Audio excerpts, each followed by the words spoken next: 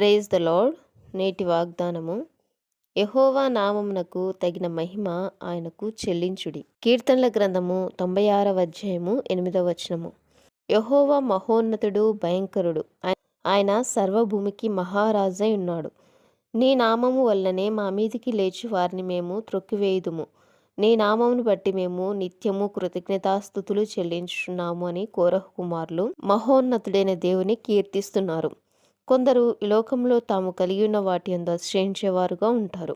మనమైతే మన దేవుడైన యెహోవా నామమును బట్టి అతిశయపడదుము. మరి ఎవని వలనను రక్షణ కలగదు.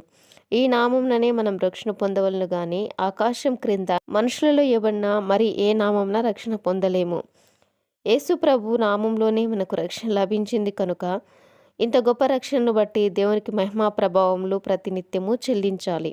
సకల ఆశీర్వచన స్తోత్రములకు మించిన నీ ఘనమైన నామము స్తుతింపబడునుగాక. ఆమేన్.